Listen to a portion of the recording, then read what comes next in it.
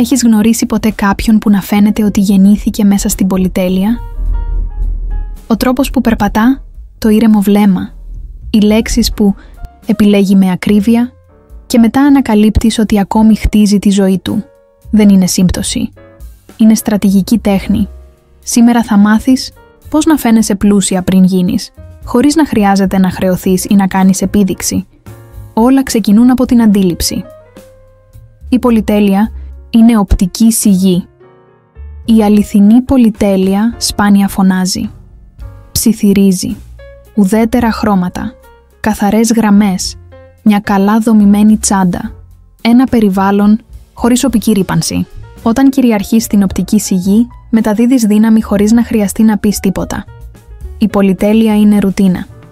Πριν από τη βίλα έρχεται η πειθαρχία. Ξύπνα νωρίς, φρόντισε το δέρμα σου, απόλαυσε τον καφέ σου χωρίς βιασύνη. Οι πλούσιοι δεν ζουν στο χάος. Ζουν με δικό τους ρυθμό.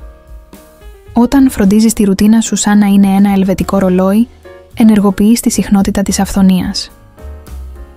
Η στάση είναι περιουσία. Δεν χρειάζεσαι τσάντα 1.000 ευρώ, αλλά χρειάζεσαι στάση. Ισχυόμη, σταθερό περπάτημα, ήρεμο χαμόγελο. Οι πλούσιοι εκπαιδεύουν τη μη λεκτική γλώσσα τους από νωρίς και μπορείς κι εσύ. Οι λέξεις είναι αόρατα κοσμήματα, μιλά αργά. Απόφυγε τη αργό. Άκουμε προσοχή. Οι εκλεπτισμένοι άνθρωποι γνωρίζουν ότι ο τόνος αξίζει περισσότερο από την ένταση. Ένα περιποιημένο λεξιλόγιο και μια ήρεμη φωνή σε κάνουν να φαίνεσαι εκατομμυριούχος πολύ πριν αποκτήσεις πλούτο. Ο πραγματικός πλούτος είναι χωρίς χρέη.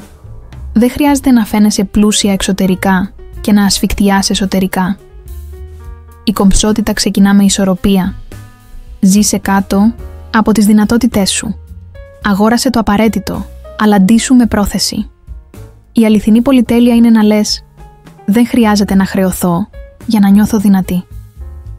Το να φαίνεσαι πλούσια είναι περισσότερο θέμα ενέργειας παρά υλικών αγαθών. Και όταν ενεργοποιήσεις αυτή την ενέργεια, ο κόσμος αρχίζει να αντιδρά διαφορετικά. Προσελκύεις ευκαιρίες, σεβασμό και αληθινή αυθονία. Δεν είναι θέατρο. Είναι προετοιμασία. Είναι ευθυγράμμιση με αυτό που θες να ζήσεις. Αν αυτό το βίντεο σε συνέδεσε με την καλύτερη εκδοχή του εαυτού σου, άφησε σχόλιο. Επιλέγω τη σιωπηλή πολυτέλεια.